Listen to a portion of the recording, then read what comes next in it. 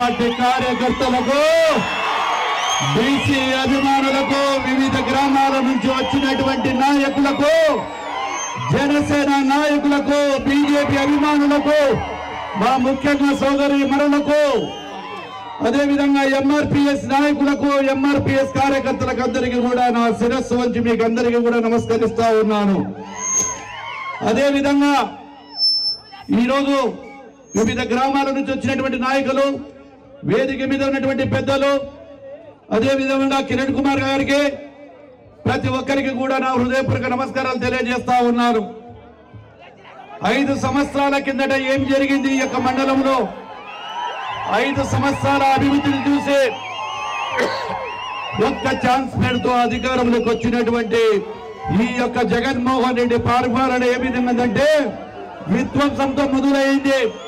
ఎప్పుడైతే విధ్వంసంతో మొదలైందో ఆ విధ్వంసం వలన జరిగినటువంటి రాష్ట్రం కుంటుపడిపోయింది. అనేకమైన సంక్షేమ పథకాలలో కూడా నిబంధనలు పెట్టారు. ఆ నిబంధనలలో పెట్టి ఈ రోజు తొట్లు పడుతూ ఉన్నారు. ఈ రోజు ఇక్కడికి ఈ రోజు గొప్పగా చెప్పుకునేటువంటి ఈ యొక్క నాయకులు ఎక్కడ అభివృద్ధి చేశారో మీరు ఒక్కసారి చూడాలి. గత తెలుగుదేశం ప్రభుత్వంలో చేసినటువంటి సీసీ రోడ్లు, అదేవిధంగా గ్రామాలకు జరిగినటువంటి రోడ్లు, ఈ రోజు ఇక్కడ నుంచే మండల హెడ్ క్వార్టర్ నుంచి కాన్స్టిట్యున్సీకి పోవాలంటే కోయిలకుండకు ఏ విధంగా ఉందో ఒక్కసారి ఆలోచన చేయండి.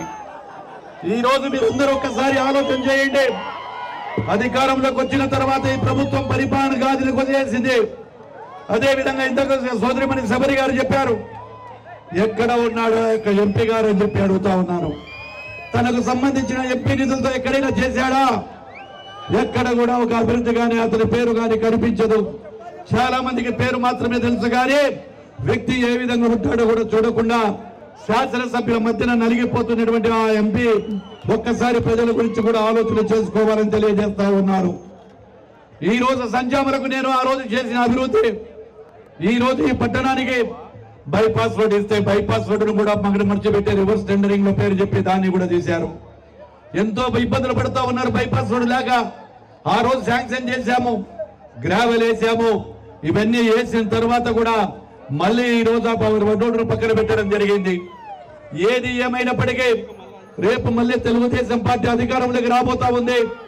ఏదైతే తెలుగు యొక్క గ్రామంలో ముఖ్యంగా ఉండేటువంటి నీటి ఎద్దరిని కూడా లేకుండా చేస్తామని కూడా మీకు హామీ ఇస్తా ఉన్నాము.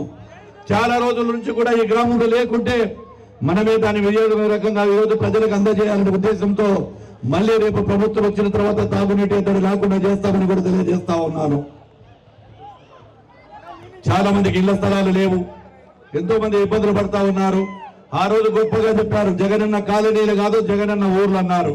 ఎక్కడ జగనన్న ఊర్లు ఉన్నాయి, ఎక్కడ జగనన్న కాలనీలు ఉన్నాయి? ఎంతమందికి సంక్షేమ పథకాలు ఇస్తున్నారు? రైతులకు సబ్సిడీలు ఇవ్వడం లేదు. రైతులందరూ కూడా ఈ యొక్క సబ్సిడీ ధరలు రాకుండా గిట్టుబాటు ధర లేక ఎంతో ఇబ్బందులు పడతా ఉన్నారు. ఈ రోజు అన్ని వర్గాల ప్రజలను మోసం చేసిన ప్రభుత్వం ఏది ఉందంటే వైఎస్ఆర్ ప్రభుత్వం అని ఖచ్చితంగా చెప్పగలడు. మాటల ప్రభుత్వం, ఒక అసమర్థ ఎమ్మెల్యే, ఈ రోజు అసమర్థ ఎమ్మెల్యే వల్ల, ఒక అసమర్థ ఎంపీ వలన ఈ యొక్క మండలంలో ఎక్కడ కూడా అభివృద్ధి నిజమైంది. కేవలం వాళ్ళు చెప్పేది ఏమి చెప్పినా కానీ కూడా క్లినిక్లు చెప్తారు, సచివాలయాలు చెప్తారు, అవి తప్ప వదిలేది అవసరం లేదా? ఈ రోజు గ్రామీణ వ్యవస్థను నిర్వీర్యం చేశారు. గ్రామాలలో ఎక్కడికి పోయినా కానీ మురుగు పారుతా ఉంది. ఆఖరికి సర్పంచ్ వ్యవస్థను సర్వనాశనం చేసి వాళ్ళ నిధులు కూడా పక్కకు పంపేయడం జరిగింది. ఈ రోజు మైనార్టీ సోదరులందరికీ ఒకటే కోరుకుంటా ఉన్నా, సోదరులారా మీరు ఆలోచన చేయండి. గత ప్రభుత్వంలో మైనార్టీలకు లోన్లు ఇవ్వడం జరిగింది, రంజాన్ తోఫా ఇవ్వడం జరిగింది, షాదీకి వాళ్ళకు ముబారక్ వాళ్ళకు కూడా ఇవ్వడం జరిగింది. అదేవిధంగా పేస్మాంలకు, ఇమాంలకు, మసీదులకు కూడా ఇచ్చిన ప్రభుత్వం ఈ యొక్క తెలుగుదేశం ప్రభుత్వం. ఈ రోజు కేవలం మేము ఎన్డీఏలో ప్రజల కోసం, రాష్ట్ర భవిష్యత్తు కోసం బీజేపీ ఎన్డీఏలో చేరితే దాన్ని కూడా రాజకీయం చేస్తా ఉన్నారు. ఇప్పుడు అదే ఎన్డీఏకు సంబంధించిన ఈ యొక్క వైఎస్ఆర్ పార్టీ వాళ్ళు చెప్తా ఉన్నారు. ఇదే వాళ్ళ మంత్రి కూడా చెప్పడం జరిగింది, మేము కూడా బీజేపీతోనే ఉన్నాము గతంలో నుంచి కూడా చెప్పడం జరుగుతూ ఉంది. మీరందరూ ఒక్కసారి ఆలోచన చేయండి. రేపు అధికారంలోకి వస్తే, ఎన్డీఏ ప్రభుత్వం వస్తే కేంద్ర నిధులతో మన గ్రామాలే కాదు, మన యొక్క నీటిపారుదల శాఖను కానీ ఇంకా ఏదైనా గ్రామీణ వ్యవస్థను కానీ కావాలంటే కేంద్ర ప్రభుత్వం అండదండలు ఉండాల్సిన అవసరం ఉంది. కాబట్టి ఈ రోజు మన యొక్క దూరపు ఆలోచనతోనే మన చంద్రబాబు నాయుడు గారు వారిని తీసుకోవడం జరిగిందని కూడా తెలియజేస్తా ఉన్నారు. అదే విధంగా ఈ రోజు ఈ యొక్క సూపర్ 6 పథకాలు ప్రజల్లోకి తీసుకెళ్లాలి సోదరులందరూ కార్యకర్తలు. ఏదైతే మన గ్రామంలో ఈ రోజు గ్యాస్ సిలిండర్లు కొనడానికి కూడా శక్తి లేనటువంటి పరిస్థితి ఉంది. అదే విధంగా గ్యాస్ సిలిండర్ ఈ రోజు 3 సిలిండర్లు ఫ్రీగా ఇస్తామంటున్నాం మన ప్రభుత్వం వచ్చిన వెంటనే. అదే విధంగా ఆర్టీసీ ఛార్జీలు మోయలేకుంటున్నాం. గతంలో ఎప్పుడు కూడా పెంచినటువంటి ఆర్టీసీ ఛార్జీలు అని చెప్పి మోసం చేసినటువంటి జగన్మోహన్ రెడ్డికి ప్రజలు బుద్ధి చెప్పవలసిన అవసరం ఉంది. ఈ రోజు జగన్మోహన్ రెడ్డికి ప్రజలు బుద్ధి చెప్తారు. ఎక్కడ పడుతున్నా కానీ కూడా తెలుగుదేశం పార్టీ కార్యకర్తలందరూ కూడా బనగానపల్లి నియోజకవర్గంలో వైఎస్ఆర్సీపీ పార్టీ ఖాళీ అయిపోయింది.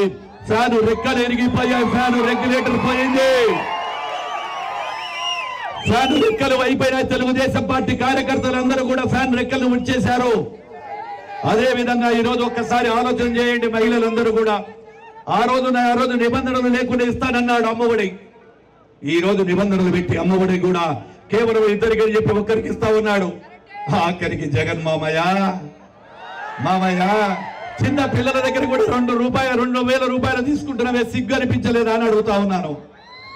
పిల్లల దగ్గర కూడా 2,000 రూపాయల కమిషన్లు తీసుకుంటా ఉన్నాడు. అదే విధంగా చాలా మందికి 5 సంవత్సరాలు పడవలసింది కేవలం 3 సంవత్సరాలే పడింది. ఈ రోజు ఆ తెలుగుదేశం ప్రభుత్వం నాడు 2,000 చెప్పి 3,000 రూపాయలు పింఛన్ ఇస్తానని చెప్పినటువంటి ఈ యొక్క ముఖ్యమంత్రి జగన్మోహన్ రెడ్డి ఈ రోజు నెలల వారీగా సంవత్సరానికి 250 రూపాయలు పెంచడం జరిగింది. ఇలా చెప్పకుండా పోతే వారి అవినీతికి అడ్డమే లేదు. ఇక మన ఎమ్మెల్యే గురించి చెప్పాలంటే కథలుగా చెప్పొచ్చు. ఎన్ని రోజులు చెప్పినా ఎమ్మెల్యే అవినీతి గురించి కానీ దాని గురించి కానీ చెప్పాలంటే స్థానిక నాయకులకు తెలుసు, ప్రజలకు తెలుసు. ఇక్కడ ఒక నాయకుడు ఉన్నాడు. ఎవడు ఏది తెలుగుదేశం పార్టీ అభిమానులకు చెప్తే ఆ నాయకుడు ఎప్పుడు ఆయన ఒక జీవితం అంతా అతందే అనుకుంటున్నాడు రాజ్యం. తెలుగుదేశం పార్టీ అధికారంలోకి వచ్చిన తర్వాత ఏదైతే నువ్వు అక్రమ కేసులు పెట్టావో ఆ నాయకుడికి హెచ్చరిస్తా ఉన్నాము. మా నాయకులకు ఈ మండలంలో పెట్టినటువంటి ప్రతి వారికి వడ్డీలు చెల్లించి వారికి కూడా అదే గతి పడుతుందని చెప్పి కూడా తెలియజేస్తా ఉన్నాను.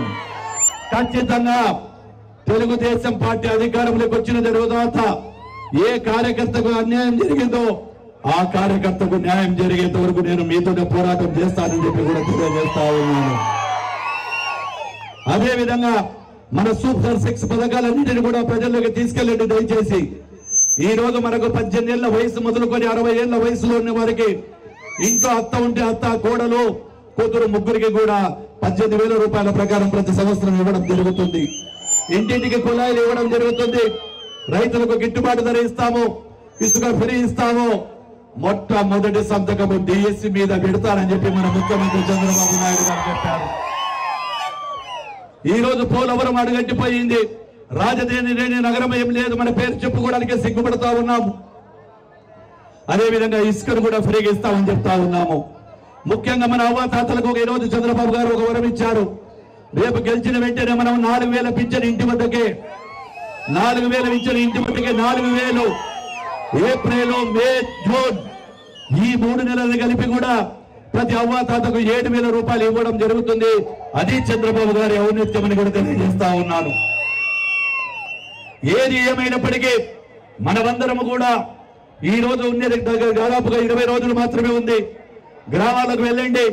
ప్రతి ఒక్కరికి ప్రతి గ్రామంలో వెళ్ళి తెలుగుదేశం పార్టీ అభ్యర్థి అయినటువంటి నాకు, అదే విధంగా పార్లమెంట్ అభ్యర్థి అయినటువంటి శబరి గారికి, సోదరిమణి శబరి గారికి మీరందరూ కూడా 2 ఓట్లు వేయాలని, ఖచ్చితంగా శబరమ్మకు గెలిపించుకోవాలి. నాకెంత మెజార్టీ వచ్చిందో అంతే మెజార్టీ రావాలి సోదరికి. ఎక్కడైనా సరే తగ్గేదే లేదు. మనమందరం కలిసి పని చేసినప్పుడే నిజాయితీగా ఉంటుంది. అదే విధంగా సంజామల మండలంలో ఎన్నో సమస్యలు ఉన్నాయి. ఈ రోజు మనకు ఉన్నటువంటి హౌకు దగ్గర నుంచి రావాల్సిన ఎస్ఆర్బీసీ ద్వారా రావాల్సిన నీళ్లను కూడా పురుల మీద తీసుకెళ్తా ఉంటే ఈ అసమర్థమైనటువంటి ఎంపీ, ఈ ఎమ్మెల్యే ఎక్కడ కూడా వారిని అడ్డుపెట్ట చెప్పలేదు. నీళ్లు మనవి, వనరులు మనవి. మన కళ్ళ ముందర నీళ్లు తీసుకెళ్తా ఉన్నాడు, మనకు పడిగడుపులు గడుపుతా ఉన్నాడంటే కడుపులో బాధ లేస్తా ఉంది. నేను ఎమ్మెల్యేగా ఉన్నప్పుడు మిగులు జలాలు మాత్రమే పులివెందులకు తీసుకెళ్లాలి, మాకు స్థానికంగా ఉండేటువంటి మా యొక్క నీళ్లను నిల్వ ఉంచాలి. అటువంటిది ఈ రోజు ఆఖరికి అవుకు రిజర్వాయర్ను ఖాళీ చేసి ఎండిపోయే పరిస్థితి తీసుకొచ్చిన ఈ అసమర్థమైన ఎమ్మెల్యేలకు, రైతు సోదరులు, భూమి ఉన్న ప్రతి ఒక్కరు కూడా మీరు చెప్పాలని చెప్పి తెలియజేస్తూ, అదేవిధంగా వర్షం ఎక్కువైనా ఇంతసేపు నిలబడుతా ఉన్నారంటే అది బీసీ మీద అభిమానం, తెలుగుదేశం పార్టీ కార్యకర్తల అభిమానం. వర్షం కాదు పిడుగులు పడినా కదలరు. కదులుతామా, ఉందామా? వానదేవుడు కూడా ఈ రోజు మా ఇద్దరికి స్వాగతం చెప్తా ఉన్నాడంటే అది మీ ప్రజల ఆశీర్వాదం.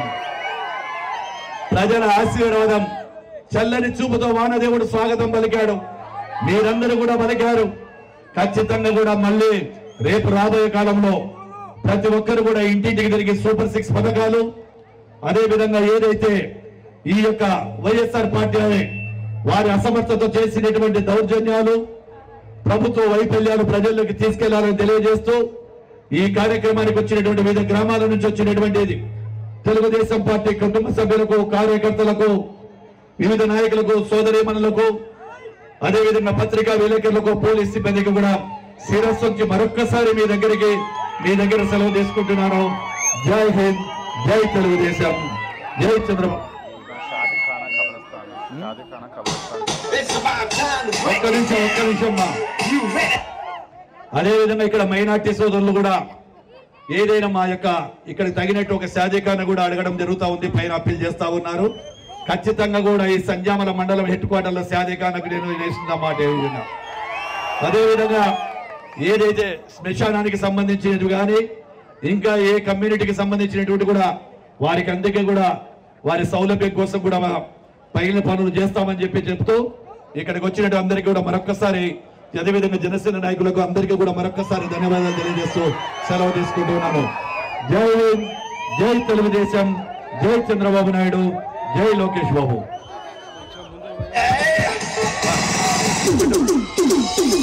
Say